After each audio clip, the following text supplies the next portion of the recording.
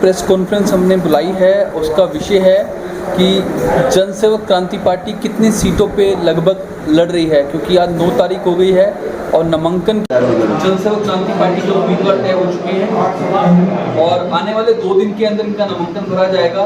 और हम आशा कर रहे हैं आज रात तक हमारे पास 2 कैंडिडेट और आ जाएंगे तो 11 सीटें हमारी हो जाएंगी, जो कि शगुन होता है। और सबसे ज़्यादा सीटों पर हम लड़ रहे हैं सिरसा से, क्योंकि सिरसा से ही राजनीति शुरू होती है और हरियाणा की सबसे पुरानी और पहली पार्टी जो बनी थी वो सिरसा चौटाला परिवार की पार्टी बनी थी और उनकी पांचों की पांचों सीटों पे जनसेवक क्रांति पार्टी लड़ रही है। ये आपको एक संदेश देना था। और आज 9 सितंबर को मैंने यानी कि अंकित दलत जो गुरुग्राम से विधानसभा उम्मीदवार है, आदर्श गुरुग्राम बनाने का सपना लेकर के, एक संकल्प लेकर के आदर्श तरीके से हमने नामांकन भरा है। कोई भी ट्रैफिक जाम ना करते हुए, कोई हो हल्ला ना करते हुए, बड़े प्रेम से, विनम्रता के साथ और सतगुरु महाराज गुरुद्वारा साहिब जाकर के आशीर्वाद लिया गया।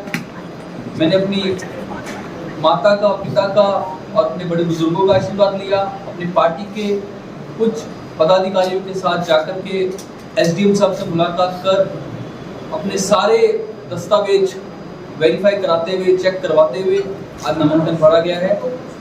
आज मेरे लिए बड़ा खुशी का दिन है कि गुरुग्राम के लोगों की आकांक्षा और इच्छाओं को और उम्मीदों को लेकर के मैं आज नामांकन भर के आया हूँ। और आप सभी के चैनल के माध्यम से गुरुग्राम वासियों को ये बताना चाहता हूँ कि ये सिर्फ मेरा नामांकन नहीं है, ये आप लोगों का नामांकन है जो गुरुग्राम को समस्याओं से मुक्त कराएगा। इन पूंजीपति, व्यापारी और कहते हैं ना बरसात में जो मेंढक निकलते हैं, उन चुनाव जीवियों को हटाने के लिए और गुरुग्राम को आदर्श गुरुग्राम बनाने के लिए नामांकन भरा गया है। तो ये विषय था आज कि मैंने नामांकन भरा है और हम जनसेवक क्रांति पार्टी के बारे में जानने के लिए गुरुग्राम वासी और हमारे जो सामाजिक और राजनीतिक गलियारा और मीडिया गलियारा बड़ा उत्सुक था कि हम कितनी सीटों पर लड़ रहे हैं। तो लगभग 9 सीटें हमने फाइनल कर दी हैं। तो ये विषय था, अगर आप लोग को सवाल हो तो आप पूछ सकते हैं। और जिस तरह से भाजपा के पास सीट रही है गुरुग्राम की, तो इस बार किस तरह का मैसेज आप देना चाहोगे कि आप जनता के बीच जा रहे हैं, पंजाबी बिरादरी के बीच जा रहे हैं, किस तरह का मैसेज वहाँ से निकल कर आ रहा है, जिस तरह आप भी पंजाबी कम्युनिटी से आते हैं? देखिए, भाजपा ने पहले भी कहा था 75 पार, कभी वो बोलते हैं अब की बार। तो मैं जनता की तरफ से उनसे पूछना चाहता हूँ कितनी बार। तो उन्होंने फिर बोला कि इस बार। तो जनता ने कहा नहीं, अब की बार आप बाहर। तो इस बार भाजपा बाहर है। और मैं गुरुग्राम की बात करूँ तो गुरुग्राम में लोग एक नया विकल्प देख रहे हैं। गुरुग्राम में लोग एक पढ़ा लिखा व्यक्ति देख रहे हैं और ऐसा व्यक्ति देख रहे हैं जो उनके बीच का हो। आज गुरुग्राम में ऐसे उम्मीदवार हो गए हैं, भाजपा की तरफ से जो उम्मीदवार हैं वो सिर्फ और सिर्फ धार्मिक यात्राएं करा करके वोट बटोरना चाहते हैं। और एक ऐसे उम्मीदवार भी हैं जो पहले 10 साल तक मोदी वंदना, मनोहर लाल खट्टर की वंदना, सुधा यादव जी की वंदना करते हुए 10 साल उन्होंने बीजेपी के नाम पे, 5 साल बीजेपी के नाम पे उन्होंने लोगों से एक कहते हैं ना वोट बटोरने वाली चीजें करी। और अब जब उनकी टिकट की लड़ाई वो लड़ नहीं पाए तो अब वो निर्दलीय खड़े हो रहे हैं। ये लोगों को कहीं ना कहीं गुमराह करने का काम किया जा रहा है, लोगों को भ्रमित करने का काम किया जा रहा है। अरे भाई, अगर आप सेवा करनी है तो आप अपने उस पद पे रह के भी कर सकते थे, क्योंकि आपका अपना हित है, इसलिए आप चुनाव लड़ना चाहते हैं। आज पार्टी ने टिकट नहीं दिया तो आप कहते हैं मैं निर्दलीय लड़ूंगा। ऐसे ही एक उम्मीदवार वो है जो कांग्रेस पार्टी से जिनको टिकट मिली है, जो 2019 में चुनाव लड़े थे। उनको बहुत अच्छा वोट मिला था गुड़गांव की जनता से। हम भी चाहते थे कि युवा आए, लेकिन वहां से भी हमें दुर्भाग्य महसूस हुआ क्योंकि 5 साल तक वो नहीं थे। अब वो चुनाव आ गया है, टिकट उन्होंने प्राप्त कर ली है और वो चुनाव लड़ना चाहते हैं।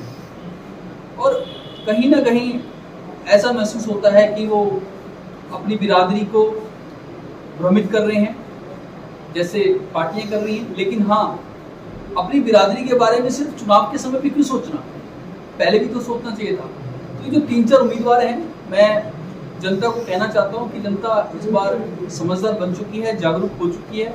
जनता इस बार चाहेगी कि ऐसा व्यक्ति आए जो उनके बीच का हो, स्थानीय हो, जिनके पास पहुँचने के लिए उनको अपॉइंटमेंट की आवश्यकता ना पड़े, उनकी रीच आसान हो। तो अंकित अलग एक नए संकल्प के साथ एक नया विकल्प है जनता के लिए। हमने 3 साल संघर्ष किया और हम करते रहेंगे। मुझे हार और जीत की परवाह नहीं है, मुझे सिर्फ परवाह है कि गुरुग्राम गलत लोगों के पास ना जाए, गुरुग्राम में जो समस्याएं हैं वो और ना बढ़ जाए, गुरुग्राम और ना लुट जाए, गुरुग्राम को और ना ठगा जाए। तो बस मैं आपके चैनल के माध्यम से जनता से ये अपील करना चाहता हूँ, इस बार विवेक का इस्तेमाल करें, इस बार आप मंथन करें, चिंतन करें। ये लोग आपके पास आएंगे, ये लोग आपके पास आकर के राष्ट्रवाद का और धर्म का आपको डर दिखाएंगे। तो आपने सोचना है कि मेरी गुरुग्राम है, मेरा परिवार है, कैसे यहाँ के युवाओं को रोजगार मिले, कैसे अच्छे स्कूल बने, अस्पताल कैसे आए, अच्छी सड़कें कैसे आए, ये सोचना है। और जब वोट डालने जाएं तो अपने घर में बच्चों की शक्ल जरूर देख के जाएं कि इनका भविष्य आपके हाथ में है, आपके वोट में है। तो बस मैं यही कहना चाहूँगा, ना कमल ना हाथ, ना कमल ना हाथ, गुरुग्राम वासियों को मिलेगा सिर्फ और सिर्फ कलम का साथ।